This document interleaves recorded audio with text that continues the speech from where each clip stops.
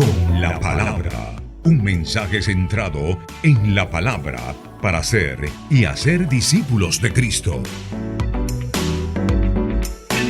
Como ustedes recordarán, mis hermanos, el domingo pasado,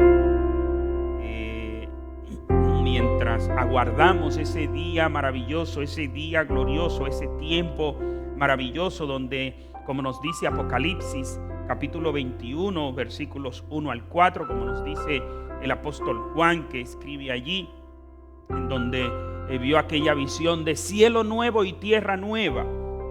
Y mientras tanto, mientras llega ese tiempo de cielo nuevo y tierra nueva, como le escribiera el apóstol Pablo a Tito, como lo vemos en Tito capítulo 2 versículo 3, mientras tanto estamos aquí en la tierra, mientras aguardamos esa esperanza bienaventurada, y mientras tanto sufrimos. De hecho, el Señor dijo que en el mundo tendríamos aflicciones. Mientras tanto hay aflicciones, mientras tanto hay sufrimiento, hay dolor.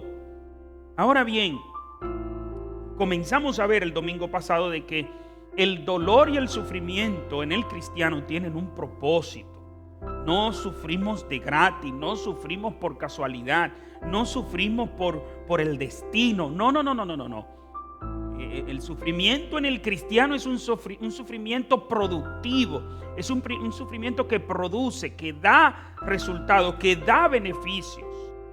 Y ustedes recordarán que hablábamos también de que si el ser humano pudiera eliminar el dolor y el sufrimiento, aunque sin eliminar el pecado, de hecho, agrandando más el pecado. Y los que vieron el mensaje el domingo pasado, los que estuvieron con nosotros el domingo pasado, recordarán aquella historia de la pareja que le están sugiriendo que dejaran morir a su hijo con síndrome de Down para que ellos no tuvieran que sufrir ese proceso, el desarrollar una vida y las limitaciones que lleva una vida con un hijo con síndrome de Down. ¿Por qué? Porque el ser humano lo que quiere es eliminar el dolor y el sufrimiento, no el pecado. Al contrario, a veces es con un método mucho más pecaminoso, como era lo que le estaban proponiendo a aquella pareja. Pero Dios, el tratamiento que ha dado es que ha eliminado el pecado ahora en sus hijos a través del sacrificio de Cristo. También ha eliminado el dolor, pero todavía esto no se ha manifestado plenamente. Por eso es que el apóstol Pablo le escribe a Tito y le dice: mientras aguardamos la esperanza bienaventurada, esa esperanza maravillosa, cuando se manifieste nuestro Salvador, nuestro Señor Jesucristo, allí entonces se irá no solo el pecado, se irá también el dolor y el sufrimiento. Porque, como decíamos, el ser humano no percibe nada positivo en el dolor, nada bueno. El dolor es considerado como un visitante indeseado. Nadie desea el dolor, nadie desea el sufrimiento. Y hablábamos de 7 propósitos que podemos ver en el sufrimiento. 7 propósitos productivos del sufrimiento. No porque sean los únicos que hay. Hemos enumerado estos 7 no porque sean los únicos que hay, sino con el propósito de delimitar, con el propósito de establecer una referencia por asunto de tiempo. Pero sabemos que hay más propósitos en el sufrimiento. Ustedes recordarán que hablábamos de la cita que hace el doctor Tim Keller de un escrito del Papa Gregorio Magno, y quiero leer nuevamente esta cita tomada del libro Caminando por Dios a través del dolor y el sufrimiento, en la página 52 del doctor Timothy Keller. Y dice así la cita del Papa Gregorio Magno. Claro, el doctor Keller hace una mezcla entre lo que dice Gregorio y lo que establece él. Y dice de la siguiente manera: en Moralia, Gregorio muestra que los amigos de Job insistieron en que su gran sufrimiento tenía que ser el castigo de alguna perversidad de igual magnitud. Y aquí vemos un tipo de sufrimiento. Pero no pudieron percibir que en el mundo hay diferentes tipos de sufrimiento y que todos son útiles para una serie de propósitos divinos. Hay sufrimientos que sirven para disciplinar y corregir a alguien cuyos patrones de vida son pecaminosos, como es el caso de Jonás, quien casi muere por la tormenta. Hay otros sufrimientos que sirven no para corregir errores del pasado, sino para prevenir errores en el futuro, como es el caso de José, quien fue vendido como esclavo. Y luego está el sufrimiento que no tiene otro propósito que el de conducir a una persona a amar a Dios con más fervor y así descubrir la paz y la libertad suprema. El sufrimiento de Job, según Gregorio, pertenece a esta última categoría. Fin de la cita. En esta cita del doctor Tim Keller, que a su vez cita en dos de estos sufrimientos al Papa Gregorio Magno. En el primero vemos que hay un castigo por alguna perversidad que se ha cometido de igual magnitud, y le puede llegar a cristianos y no cristianos. De hecho, expresábamos que a todo el mundo le va a llegar el castigo por la perversidad cometida, aunque no sea en tiempo presente, pero sí le llegará. Recordarán ustedes el juicio del gran trono blanco que nos habla el Señor en el libro de Apocalipsis.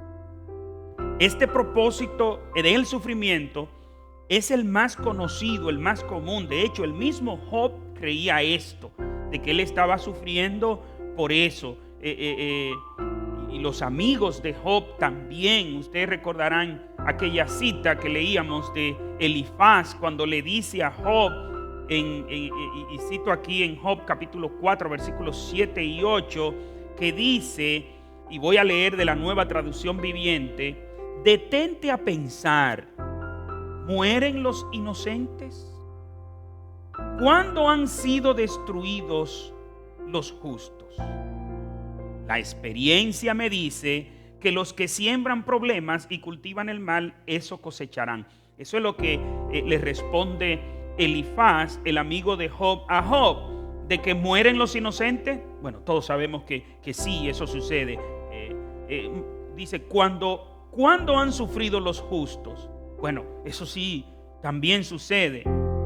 Y como les decía, el mismo Job entendía y creía esto que decía Elifaz. ¿Por qué? Porque el mismo Job dice que él está sufriendo de manera injusta, que él es inocente. Y aunque es inocente, Dios lo está castigando y por eso está culpando a Dios. Lo vamos a ver más adelantito, porque esto fue donde nos quedamos el domingo pasado. Y veíamos, de hecho, las correcciones que hacía Jesús a este tipo de creencias. El segundo tipo de sufrimiento, como lo veíamos el domingo pasado, es el de cuando se sufre por errores cometidos, pero con el propósito de ser no castigado, sino de ser corregido, de ser disciplinado, es la palabra que buscaba. Es el caso de Jonás. En el caso de Jonás, como lo vemos en Jonás capítulo 1, Dios lo envía a Nínive, pero Jonás coge dirección hacia Tarsis. Y veíamos cómo sufrió Jonás, pero no solo él, los que iban en la embarcación con él también sufrieron. Y era interesante que mientras él dormía plácidamente, los demás que eran inocentes a lo que estaba sucediendo allí, sufrieron. Y la gran diferencia, estos dos sufrimientos son muy parecidos. El primero que mencioné, de cuando una persona sufre por algo malo que hizo, es castigado por algo malo que hizo. Y este es muy parecido porque es un castigo que viene, un sufrimiento, que viene por algo malo que la persona ha hecho. Pero ¿dónde está la gran diferencia entre estos dos? en el propósito. Mientras en el primero se sufre como consecuencia de un castigo, en el segundo se sufre como consecuencia de algo mal que se ha hecho, de un pecado que se ha cometido. Pero el propósito no es castigar, el propósito es disciplinar, el propósito es encaminar, llevar de nuevo a la persona al lugar donde debería ir. Por tal razón es un propósito disciplinario, y ese solo lo hace Dios con sus hijos. El tercero que veíamos es cuando Dios forma a una persona para prevenir errores en el futuro. Y yo recuerdo que por asunto de tiempo tomamos el caso de José como uno de los casos que se ven en la Biblia.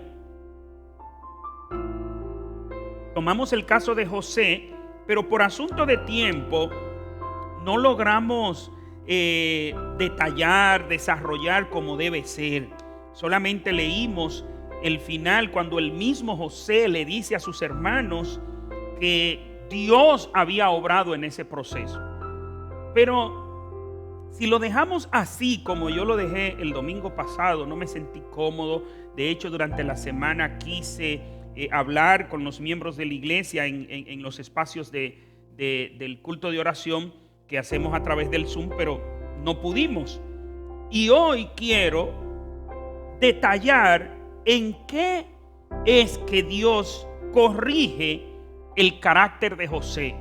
Porque a José siempre lo hemos visto como un hombre bueno. De hecho, un hombre bueno, víctima de unos hermanos pillos, y es tan bueno que él, como quiera, perdona a sus hermanos. José es un hombre bueno. Pero, ¿por qué Dios corrigió con tiempo para formar ese carácter en José? Porque Dios sabía lo que había en José. Y yo quisiera que rápidamente, y cuando digo rápidamente no quiere decir en 30 segundos ni en un minuto, lo más rápido que podamos, sin atropellar el texto, veamos los detalles. Primero quiero leer los versículos 4 y 5 del capítulo 45 de Génesis, donde José dice: ustedes quisieron hacerme daño, pero Dios usó esto para bien. Y voy a leer, dice así: pero José les dijo: acercaos ahora a mí. Ellos se acercaron y él le dijo: yo soy José, vuestro hermano, el que vendisteis a los egipcios. Ahora pues, no os entristezcáis ni os pese haberme vendido acá, porque para salvar vidas me envió Dios delante de vosotros.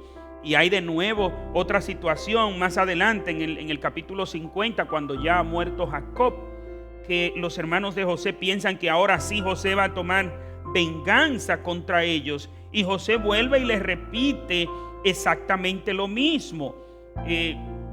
Versículo 19 del capítulo 50 hasta el versículo 21 dice: pero José les respondió: no temáis, pues ¿acaso estoy yo en lugar de Dios? Vosotros pensasteis hacerme mal, pero Dios lo encaminó a bien, para hacer lo que vemos hoy, para mantener con vida a mucha gente. Ahora pues, no tengáis miedo, yo os sustentaré a vosotros y a vuestros hijos. Así los consoló, pues les habló al corazón. José está claro de que este proceso que él vivió, Dios lo usó para que ahora José sea un instrumento para preservar vida. Pero ¿cómo es que José llegó a entender esto? De que a través de este proceso Dios formó el carácter de José. Como les decía, todos vemos a José como un chico bueno, como un muchacho bueno, como un hombre bueno, un siervo de Dios, un instrumento de Dios, perdonador. Oye, muy bueno. Pero es importante, mis hermanos, que nosotros analicemos lo que nos enseña la Biblia. Quizás no lo veamos de manera explícita, pero sí de manera tácita, cuando nosotros analizamos en primer lugar el contexto de José. José es el producto de una familia engañadora. y yo diría de una cultura de engaño. En primer lugar, tomemos como referencia la referencia más cercana, su papá. El papá de José, que es Jacob, el propio nombre Jacob significa suplantador o engañador. Y por ejemplo, vemos en Génesis capítulo 27 cómo Jacob se confabula con la mamá de él, Rebeca, para engañar al papá de él y recibir la bendición que como a primogénito le tocaba a su hermano mayor. Hay muchos detalles y mucho ruido con ese tema, pero no es lo que quiero enfocarme. Lo importante es que engañó. Eso es lo que quiero hacer resaltar. Jacob se confabuló con su mamá para engañar a su papá. Rebeca, la mamá de Jacob y por tal la abuela de José, es la autora intelectual de un engaño. Y cuando el hijo le dice, no, y si de momento papá me descubre y en vez de bendecirme me maldice, dice ella, que la maldición caiga sobre mí.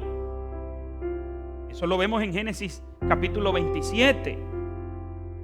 Sigamos analizando el contexto de Jacob. ¿De dónde sale Jacob? De un hogar de engañadores, que lo vamos a ver no solo por la mamá, vamos a estar analizando la mamá ahora. ¿Por qué? Porque la familia de la mamá es donde cae Jacob. Jacob es enviado donde Labán, el tío de Jacob, hermano de Rebeca. Y precisamente, ¿qué hace Labán? Labán engañó a Jacob en varias ocasiones. En primer lugar, cuando él trabaja por Raquel, 7 años trabaja por Raquel, le es dada Lea. Y vamos a leer rápidamente Génesis 29:15 en adelante. Entonces dijo Labán a Jacob, ¿por ser tú mi hermano me vas a servir de balde? Dime cuál ha de ser tu salario. Labán tenía 2 hijas, el nombre de la mayor era Lea y el nombre de la menor Raquel. Los ojos de Lea eran delicados, pero Raquel era de lindo semblante y hermoso parecer. Jacob amó a Raquel y dijo, yo te serviré 7 años por Raquel, tu hija menor. Labán respondió, mejor es dártela a ti que a otro hombre. Quédate conmigo. Así sirvió Jacob 7 años por Raquel y le parecieron pocos días, porque la amaba. Un día Jacob le dijo a Labán, dame mi mujer, porque se ha cumplido el plazo para unirme a ella. Entonces Labán juntó a todos los hombres de aquel lugar y ofreció un banquete. Pero sucedió que al llegar la noche tomó a su hija Lea y se la trajo a Jacob, y Jacob se llegó a ella. Labán dio además su sierva Zilpa a su hija Lea por criada. Cuando llegó la mañana, Jacob vio que era Lea y dijo a Labán, ¿qué es esto que me has hecho? ¿No te he servido por Raquel? ¿Por qué me has engañado? Labán respondió, no es costumbre en nuestro lugar que se dé la menor antes que la mayor. Pero qué interesante, falla saber cuándo fue que se lo dijo, porque debió decírselo al principio. Cumple la semana de esta y se te dará también la otra, por el servicio que me preste otros 7 años. Así lo hizo Jacob, cumplió aquella semana y él le dio a su hija Raquel por mujer. Primer engaño. Pero luego, cuando Jacob cumple los 14 años y ahora se le va a poner un sueldo, fíjense, capítulo 30, versículo 25 en adelante.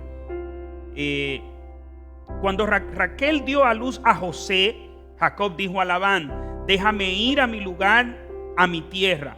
Dame a mis mujeres por las cuales te he servido y a mis hijos, y déjame ir, pues tú sabes los servicios que te he prestado. Labán le respondió, halle yo ahora gracia en tus ojos y quédate. He experimentado que Jehová me ha bendecido por tu causa. Y añadió, señálame tu salario y yo te lo pagaré. Jacob respondió, tú sabes cómo te he servido y cómo ha estado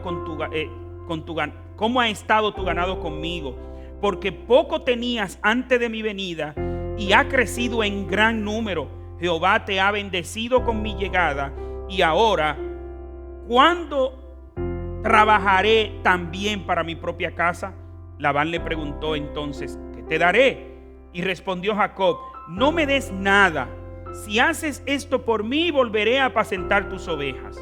Hoy pasaré por entre tu rebaño y apartaré todas las ovejas manchadas y salpicadas de color, y todas las ovejas de color oscuro, y las manchadas y salpicadas de color entre las cabras.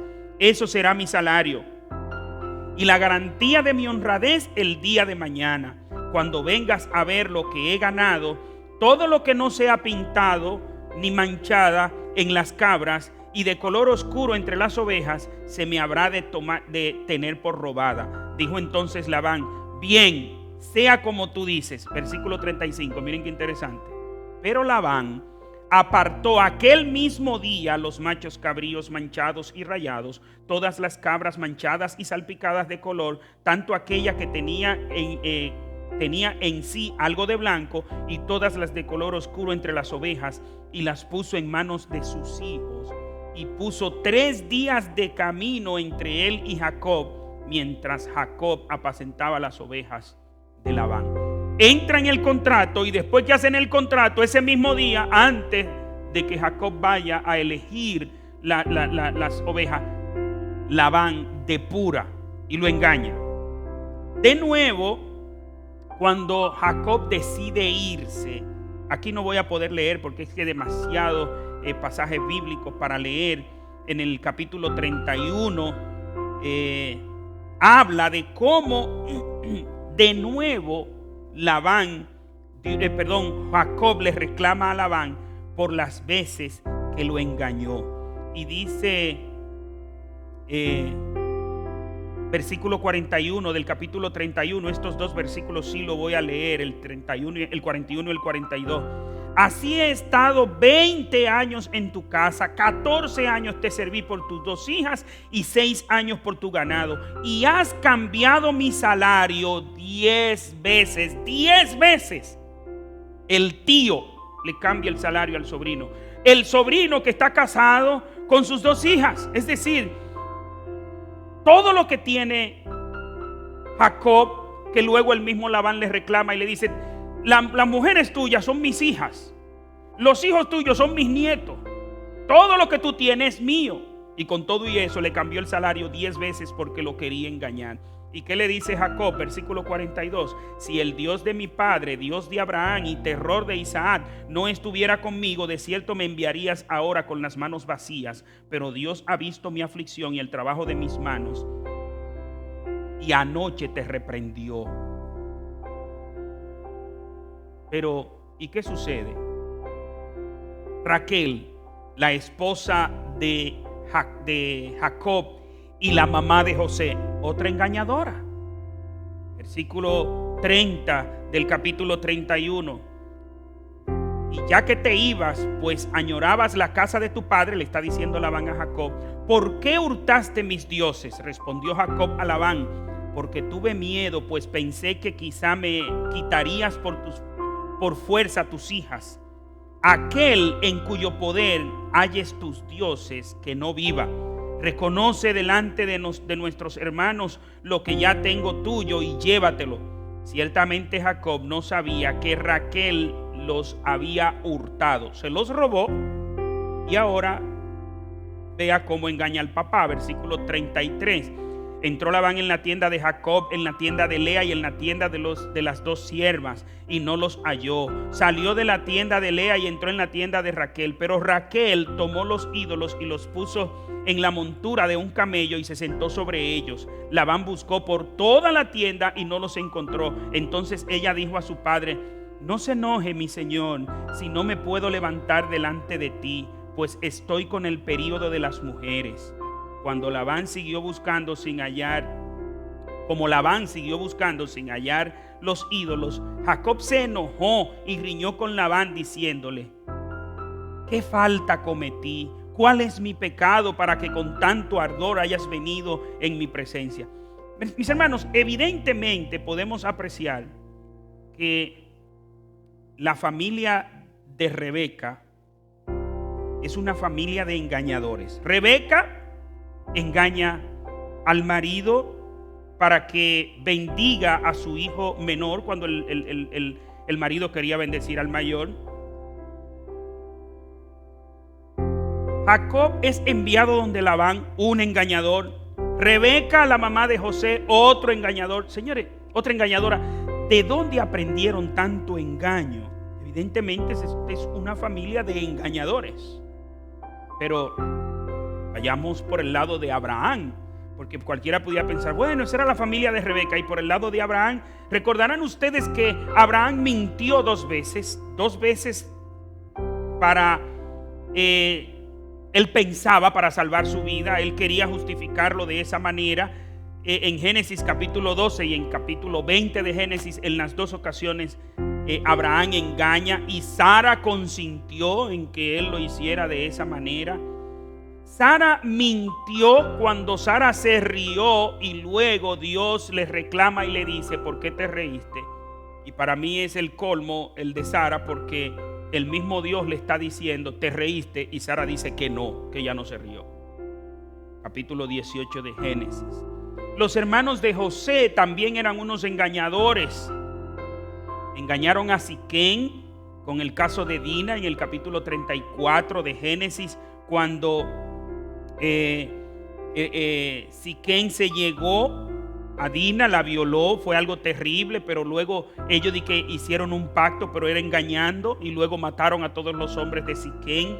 También engañaron al papá, capítulo 37 de Génesis, cuando le llevaron la túnica de José manchada de sangre, dándole a entender al papá que fue un animal que devoró a su hijo, una fiera que devoró a su hijo. Señores, y ver el rostro desgarrado de aquel padre y ellos no atreverse a decirle no, fue que hicimos esto.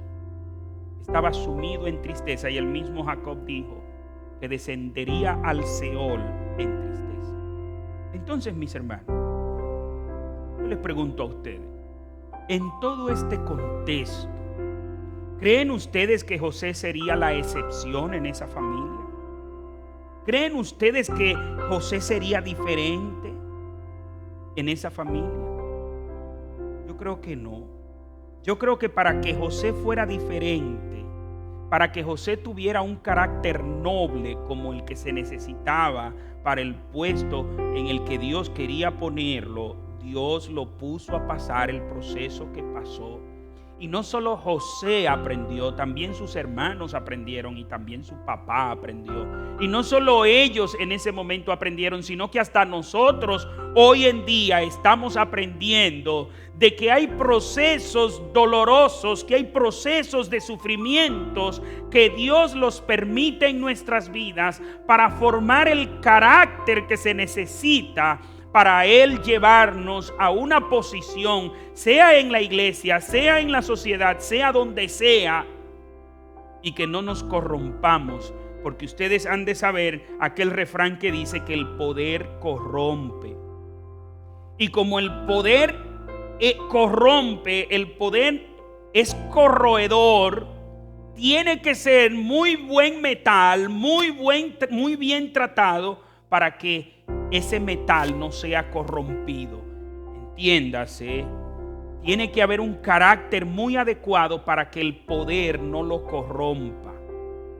Hay quienes creen que ese refrán de que el poder corrompe es que todo el que está en poder es corrupto, no, o es corrompido. No, lo que nos da es una advertencia diciendo que usted tiene que estar muy ojo avisor, usted tiene que estar muy pendiente, porque si, al usted estar en poder, su carácter puede ser corrompido. ¿Y cómo es corrompido su carácter al estar en el poder? Cuando usted no tiene las cualidades de servicio que debe tener. Al final, José entiende todo esto y por eso él puede sanar. Por eso él puede tener un corazón sanado, porque él dice, Dios, todo esto que me ha sucedido lo ha tornado para bien. Lo está usando para salvar vidas. Y ahora José tiene un carácter noble. Si no es así, José iba a ser un egoísta igual que todos los demás miembros de su familia. Todos los engañadores son egoístas. Porque la persona que engaña con el propósito de él recibir el beneficio, de él recibir el placer, no importa el dolor que le cause a los demás. Todo engañador es egoísta. Y si ese mismo ambiente que tenía José, esa misma realidad que tenía todos los hermanos de José, los corrompió a ellos, también a él lo iba a corromper. Corrompió a sus padres, a sus abuelos. Quizás era una cultura de engaño. Y no sé en qué parte de República Dominicana fue que se criaron los familiares de José, Jacob, toda esa gente. Es una cultura de engaño. Entonces esa cultura de engaño crea familias que engañan. Esas familias que engañan desarrollan seres humanos, desarrollan individuos, desarrollan ciudadanos que engañan. Ese era el perfil de José, mis hermanos. Sin embargo, vemos un hombre transformado. ¿Por qué? Porque era necesario formar el carácter de José a través de esos procesos. Es como cuando se pule la madera. Para que una madera sea usada en un mueble elegante, en una figura elegante, tiene que ser pulida, tiene que quitársele todas aquellas asperezas. Es como el caso del barro. Mientras más fuerte necesitamos que sea el barro, la vasija de barro, más fuego hay que darle. El barro se cuece a 500 grados Celsius, que son unos 932 grados Fahrenheit. Y ya a partir de ahí, el barro no vuelve a ser el mismo. Pero cuando se necesita un barro más fuerte, hay uno que es más duro que otro. Es el barro que se somete a mayor grado de fuego. Y hay un barro que es sometido a 1300 grados Celsius, que son 2372 grados Fahrenheit. El mismo barro, pero este sale más fuerte que este. ¿Por qué? Porque este duró menos tiempo en el fuego y este duró más tiempo en el fuego. El barro que resiste 1300 grados Celsius, 2372 grados Fahrenheit, es un barro que es conocido como un barro vitrificado. Se vuelve como si fuera un cristal, un vidrio. Es fuerte. Pero a la vez tiene el parecido del vidrio.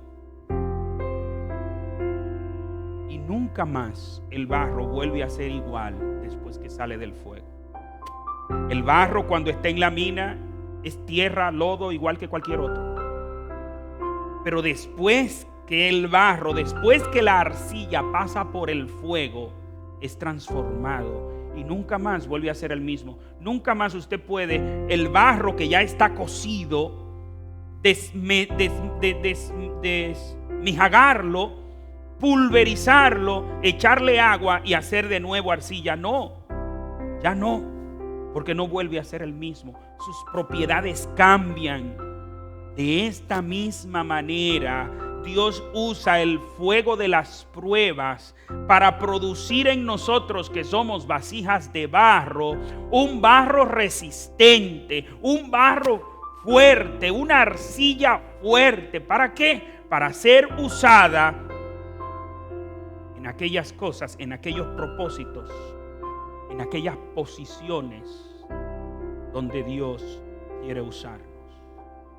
Mis hermanos, hemos visto algunas vasijas de arcilla que son hermosas, elegantes, y hay otras vasijitas que son rústicas y sencillas. Cualquiera de las dos no es el mismo barro, que cuando se le echa agua se derrite y no es más que tierra. Pero no es la misma elegancia de ese barro que soporta altas temperaturas, un alto fuego, a ese barro que solo es cocido en bajas temperaturas. No es lo mismo 1300 grados Celsius que 500 grados Celsius. Hay personas que pasan por un proceso de pruebas fuerte, pero vemos cómo Dios transforma su carácter. Y por eso está el propósito de formar el carácter. El cuarto, y vemos la cita del doctor Keller cuando cita al Papa Gregorio Magno, que dice, y luego está el sufrimiento que no tiene otro propósito que el de conducir a una persona a amar a Dios con más fervor. El propósito de este sufrimiento, el propósito de este dolor es que la persona ame a Dios con más fervor. Óigame, ¿y qué ejemplo tenemos? Tenemos el ejemplo de Job. Es un caso interesante el caso de Job. Nos dice en el capítulo 1, versículo 6 hasta el versículo 11 de la siguiente manera: un día acudieron a presentarse delante de Jehová los hijos de Dios, y entre ellos vino también Satanás. Dijo Jehová a Satanás: ¿de dónde vienes? Respondió Satanás a Jehová y dijo: de rodear la tierra y andar por ella. Jehová dijo a Satanás: ¿no te has fijado en mi siervo Job, que no hay otro como él en la tierra, varón perfecto y recto, temeroso de Dios y apartado del mal? Respondió Satanás a Jehová y dijo: ¿acaso teme Job a Dios de balde? ¿No le has rodeado de tu protección a él y a su casa y todo lo que tiene?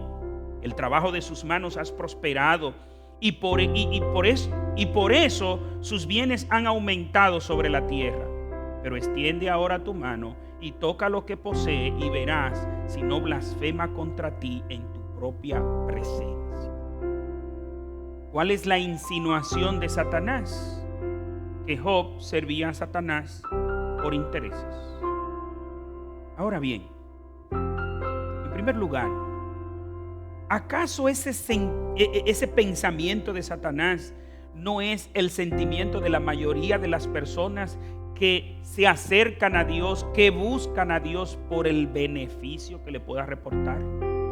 Fíjense que buscar a Dios, que acercarse a Dios por el beneficio que esto me pueda reportar, es una teología satánica. Esa es la mentalidad de Satanás. Y por eso es que le dice: Job te sirve por lo que tú le das. Tú lo tienes protegido. Tú le has llenado de riquezas. Tú le has prosperado. Y por eso Job te sirve. Quítale lo que tiene y tú verás. Quítale lo que tú le has dado y tú verás que no te va a servir, que va a blasfemar contra ti, que te va a insultar en tu presencia, en tu propia cara. Señores, y vuelvo a repetir, son muchas las personas que se acercan a Dios buscando ser beneficiados por Dios. Y algunos pensarán: yo si no me acerco a Dios por los beneficios que Dios me dé, porque yo amo a Dios. Que le quiten a usted lo que usted tiene para ver si verdaderamente usted ama a Dios. Cuando usted demuestra que usted ama a Dios, cuando usted está con Dios a pesar de no tener, a pesar de perder, a pesar de que le quiten, a pesar que Dios le quite lo que usted tiene. Y sencillo, vamos a dar un ejemplo en la vida humana. Imagínese usted el príncipe millonario o un hombre millonario se enamora de una muchacha pobre, y esa muchacha le corresponde, y él tiene sus dudas: ¿estará conmigo porque me ama por mí o por el dinero que yo tengo? ¿Cómo sabemos si es verdadero amor o interés? Que pierda todo el príncipe o el millonario, que lo pierda todo, y veamos a ver si esa mujer sigue con él. Si sigue con él, decimos: wow, era verdadero amor. Fíjate, ahora es ella quien tiene que trabajar para mantenerlo a él, y ella sigue con él. Pero si ella, desde que lo ve que él está perdiendo, le dice: mira, vamos a dividir los bienes porque yo me quiero divorciar, ¿qué vamos a entender? Que esa persona estaba por el interés. ¿Qué sucede? La mejor manera de Job saber, porque ese es otro detalle, que a veces uno puede percibir como que es que Dios se dejó llevar de Satanás para demostrarle que Job servía por amor, no porque él tuviera interés. Pero no es así, mis hermanos. Job no sufrió para Dios demostrarle a Satanás que Job no blasfemaría.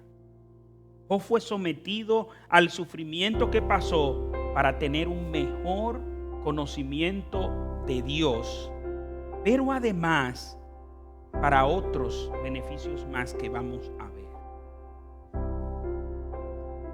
En primer lugar, Job, después que lo perdió todo y adoró a Dios, Job puede decir: yo amo a Dios porque Él es Dios, no por las cosas que Él me ha dado. Merece Dios nuestra adoración por lo que nos ha dado, como insinúa Satanás, o merece Dios nuestra adoración independientemente de que lo perdamos todo. Eso es lo que Job demuestra. Job demostró que su amor por Dios no estaba basado en las cosas que Dios les había dado, no estaba basado en que Dios lo protegía, no. Vamos a leer los versículos 20 y 21 del capítulo 1. Dice: entonces se levantó Job, después que lo perdió todo, en un instante, de una manera desgarradora, de una manera cruel, de una manera tirana. Satanás, óigame, despiadado, no podemos esperar piedad en Satanás. ¿Y qué hace Job? Dice: entonces Job se levantó, rasgó su manto y se rasuró la cabeza. Luego, postrado en tierra, adoró y dijo: desnudo salí del vientre de mi madre y desnudo volveré allá. Jehová dio y Jehová quitó. Bendito sea el nombre de Jehová. Mis hermanos, qué maravillosa enseñanza esta de Job.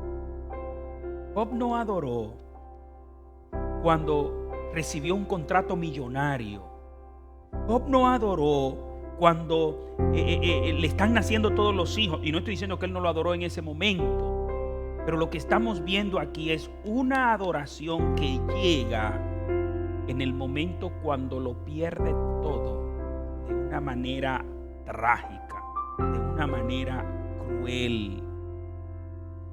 Antes de que pasara esto, Job no podía demostrarle a nadie de que él le era fiel a Dios en las buenas y en las malas, porque no había tenido malas. A partir de ahora, Job puede decir: verdaderamente mi amor por Dios no depende de los bienes, de las posesiones. Ustedes recordarán que después le quitaron la salud, y ni así. Cuando la esposa le dice: maldice a Dios y muérete, ¿cuál fue la respuesta de él? No, has hablado como una mujer ignorante, como una mujer que no conoce a Dios. Y se mantuvo fiel a Dios. Y en todo esto nos dice la Biblia que Job no pecó. Sufrió de todas las maneras. Luego llegan los amigos que supuestamente vinieron a consolarle y se convierten en un látigo en su espalda. Una espalda llena de llagas. Y Job sigue fiel. Hermanos, Dios quiso que Job entrara en una relación más estrecha con él. Y el mismo Job testifica. No podemos leer todos los pasajes por asunto de tiempo, pero Job reconoce la sabiduría de Dios, reconoce de que él tenía un conocimiento de Dios pobre, pero a través de ese proceso y al final de ese proceso tiene un conocimiento en una dimensión muy elevada de Dios. Vamos a leer en el capítulo 42 a partir del versículo 1. Dice: respondió Job a Jehová y dijo: yo reconozco que todo lo puedes y que no hay pensamiento que te sea oculto. ¿Quién es el que falto de entendimiento oscurece el consejo? Así hablaba yo y nada entendía. Eran cosas demasiado maravillosas para mí que yo no comprendía. Escucha, te ruego y te hablaré. Te preguntaré y tú me responderás. De a oídas te conocía, mas ahora mis ojos te ven. Por eso me aborrezco y me arrepiento en polvo y ceniza. Quiero leer este mismo pasaje en la Nueva Traducción Viviente. Dice: entonces Job respondió al Señor: sé que tú todo lo puedes y que nadie puede detenerte. Tú preguntaste: ¿quién es este que pone en duda mi sabiduría con tanta ignorancia? Soy yo, dice Job, y hablaba de cosas sobre las que no sabía nada.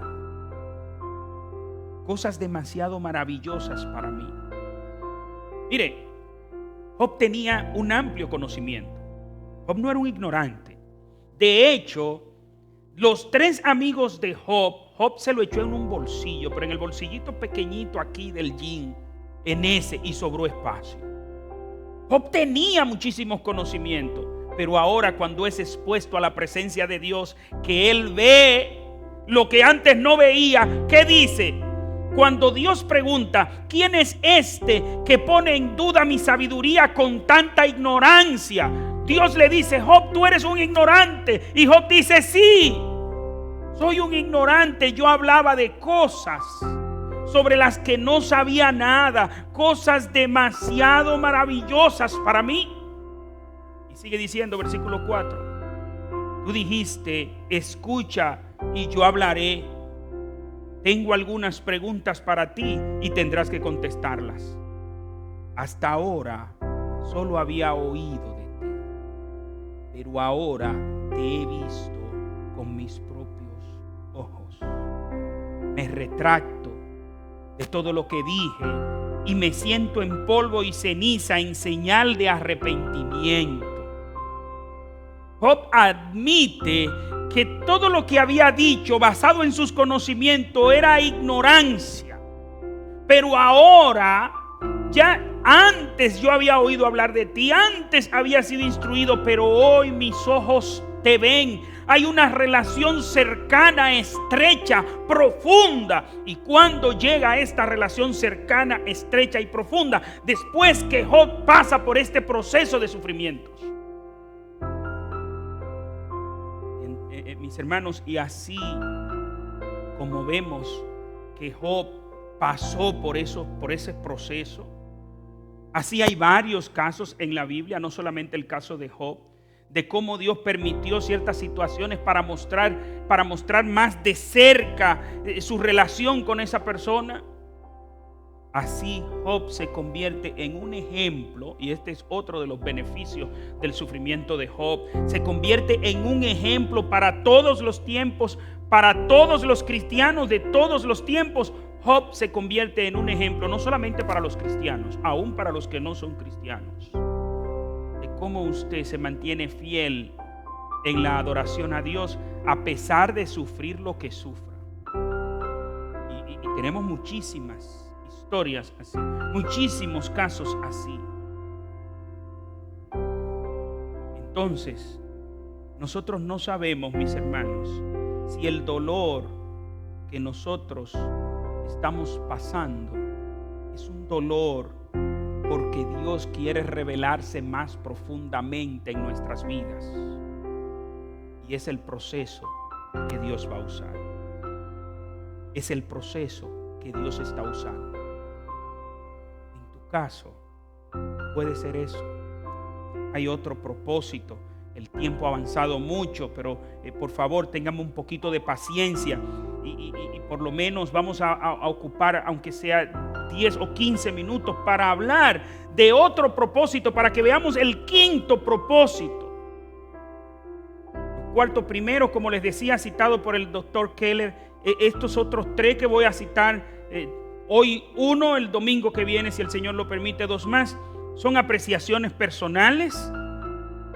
Y el quinto propósito en el sufrimiento, o uno de los propósitos, es que hay sufrimientos que Dios los permite en nuestras vidas, óigame bien, para preservarnos del pecado.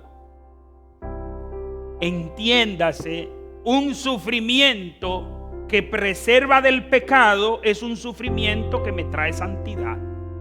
Es un sufrimiento que no me deja pecar, y lo contrario del pecado es la santidad. Lo contrario de la santidad es el pecado. Es decir, hay un sufrimiento que es para preservar nuestra santidad, para preservarnos del pecado. Y quiero citar el caso del aguijón de Pablo.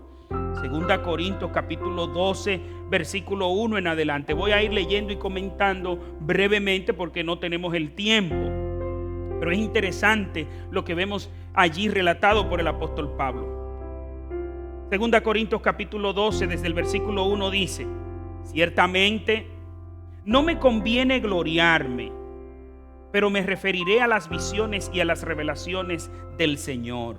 Conozco a un hombre en Cristo que hace 14 años, si en el cuerpo no lo sé, si fuera del cuerpo no lo sé, Dios lo sabe, fue arrebatado hasta el tercer cielo. ¿De quién está hablando Pablo allí? De él.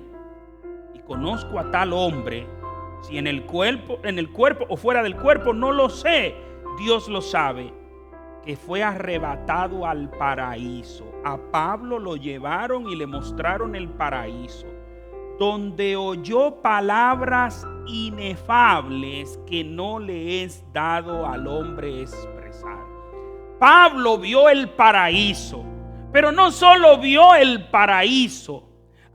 Pablo escuchó palabras que no hay lenguaje humano para expresar las palabras que escuchó Pablo. Fue una revelación tan maravillosa que Pablo dice: no hay palabras con que describir lo que yo vi. Y él dice: de tal hombre me gloriaré, pero de mí mismo en nada me gloriaré, sino en mis debilidades.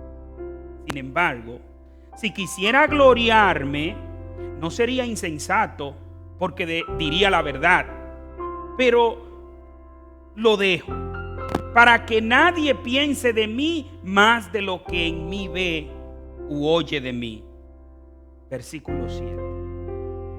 Y para que la grandeza de las revelaciones no me exaltara, me fue dado un aguijón en mi carne. La palabra aguijón o ponzoña, el aguijón lo conocemos por esos insectos o esos animales que pican. Y yo creo que nadie que use la palabra aguijón lo estaría usando con el propósito de algo que tenga que ver con placer, sino con algo que tiene que ver con dolor. Y dice que le fue dado este aguijón en mi carne, en su cuerpo.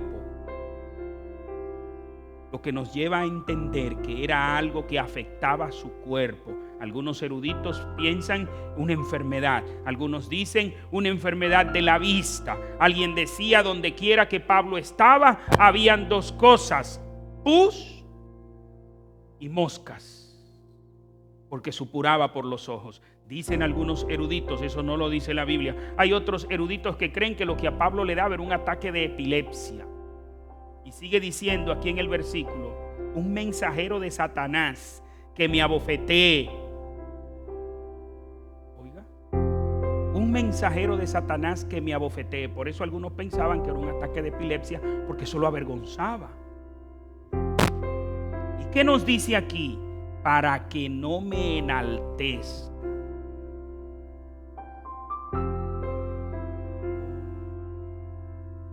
Pablo dice: me fue dado un aguijón en mi carne. No sabemos qué enfermedad. No sabemos si era una enfermedad. Lo cierto es que era algo doloroso. Era un mensajero de Satanás. Un mensajero de Satanás que me abofetee. Una bofetada es humillante. Es algo que lo humille. ¿Para qué? para que no me enaltezca. ¿Quién se lo mandó eso? Satanás. Versículo 8. Respecto a lo cual 3 veces he rogado al Señor que lo quite de mí. Y me ha dicho: bástate mi gracia, porque mi poder se perfecciona en la debilidad. Por tanto, de buena gana me gloriaré más en mis debilidades, para que repose sobre mí el poder de Cristo. Por lo cual, por amor a Cristo, me gozo en las debilidades. Oiga, qué interesante. En insultos. ¿Cómo? En necesidades. ¿Oh, sí? En persecuciones. En angustias. Porque cuando soy débil, entonces soy fuerte. Aquí no podemos pasarle por alto a todo esto, mis hermanos. Porque todas estas cosas, las debilidades, insultos, necesidades, persecuciones y angustias, no nos traen placer. Eso nos hace sufrir. Eso es dolor y sufrimiento. ¿Y quién mandó todo esto?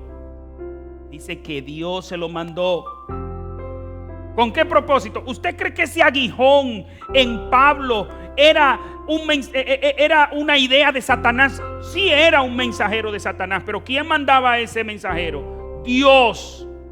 ¿Sabe por qué? Porque nunca Satanás va a hacer algo para que nosotros nos mantengamos humildes. Satanás va a tratar de hacer algo para que seamos altivos, orgullosos. ¿Por qué? Porque la Biblia dice que Dios mira de lejos al altivo. Dios no quiere nada con el orgulloso. De hecho, Satanás es el que incentiva el orgullo en el ser humano. Seréis como Dios. Eso fue lo que le dijo a Adán y a Eva, y es lo que le sigue diciendo a todo ser humano, y es lo que él ha querido ser. Ser como Dios. Entonces, todas estas cosas, el apóstol Pablo, versículo 10, vuelvo a decir, el apóstol Pablo dice: por amor a Cristo me gozo en las debilidades, en los insultos, en las necesidades, en las persecuciones, en las angustias. Mis hermanos, ¿y es que acaso Pablo era masoquista? ¿O es que ustedes los evangélicos son masoquistas? ¿Masoquistas? No. Pero no puedo seguir por el tema del tiempo. El próximo domingo continuaremos justo aquí, en este sufrimiento de Pablo, para que nosotros veamos, mis hermanos, que hay un sufrimiento en mi vida. Todos sufrimos. Y ya vemos 5 propósitos en el sufrimiento. ¿Cuál será el propósito por el cual tú estás en sufrimiento? De pronto ese sufrimiento, de pronto eso que te tiene sufriendo, eso que te tiene humillado, eso por lo cual tú estás orando para que Dios te quite, es precisamente lo que Dios envió para preservarte. Pastor, dolor, sufrimiento para preservarme. Quiero terminar como decía el domingo pasado. Y usted se preguntará: ¿pero acaso Dios no tiene otro método? Usted recordará, mi hermano, mi hermana, que Dios es omnisapiente. No hay nada que Dios no se sepa. Es todopoderoso. No hay nada que Dios no pueda hacer. Pero también Dios me ama. Dios te ama. Dios es amor. Y lo ha demostrado. Pero también Dios es santo, santo, santo, perfectamente santo, plenamente santo. No hay nada de perversión en Él. Por tal razón, si un Dios que es todopoderoso, si un Dios que es omnisapiente, un Dios que me ama y me lo ha demostrado, un Dios que es santo, no es perverso, me está mandando el dolor y el sufrimiento que estoy teniendo, es porque no hay otra vía para alcanzar lo que Dios quiere alcanzar en ti. ¿Qué Dios quiere alcanzar en ti? Son muchos los propósitos. Pero fíjate que hemos visto varios. no como el mundo cree, que el que le llega sufrimiento y dolor es consecuencia de que se portó mal, y que si no se portó mal y le llegó ese sufrimiento y dolor, y que si me llegó un sufrimiento y un dolor que yo no me merezco, ya yo estoy encontrando que Dios es injusto. ¿Cuántas personas preguntan y dicen, pero ¿y por qué Dios se ha acogido conmigo? ¿Y por qué Dios me castiga de esta manera? Oye, pero Dios es injusto conmigo. Son muchas las personas que dicen eso, porque creen que siempre el dolor es consecuencia, el propósito de ese dolor es el castigo, pero no. De pronto, por ese dolor, por ese sufrimiento, es como ese muro de contención que te protege para que no te vayas al abismo. De pronto ese dolor y ese sufrimiento es lo que te está preservando para que no te vayas al infierno. ¿Por qué? Eso mismo le pasaba a Pablo. Fue tan alta la revelación que le dieron que para cuidarlo y que no se enalteciera, le fue dado el aguijón. Pero ¿siempre es necesario? No, siempre no es necesario, porque vemos que también el apóstol Juan tuvo esa revelación también, y no nos dice que el apóstol Juan le dieron ese aguijón, pero Pablo lo necesitaba. A veces hay hermanos que son usados por Dios de manera, en gran manera, y usted ve que no, pero hay otros que somos usados muy poquito, y ese poquito es acompañado de mucho dolor y sufrimiento. ¿Por qué? Porque nosotros necesitamos eso para ser preservados. Mis hermanos, no es que nos guste el sufrimiento, no es que nos gusta el dolor, es que sabemos que estamos en manos de un Dios amoroso, estamos en manos de un Dios todopoderoso, estamos en manos de un Dios sabio, pero a manera suprema estamos en manos de un Dios santo. Por eso podemos gozarnos en medio del dolor, porque en medio del dolor sabemos que no estamos en las manos del dolor, estamos en las manos de Dios. Dios te bendiga. La Iglesia Bautista, la Palabra, transformando vidas, presentó Con la Palabra, un mensaje centrado en la palabra para ser y hacer discípulos de Cristo.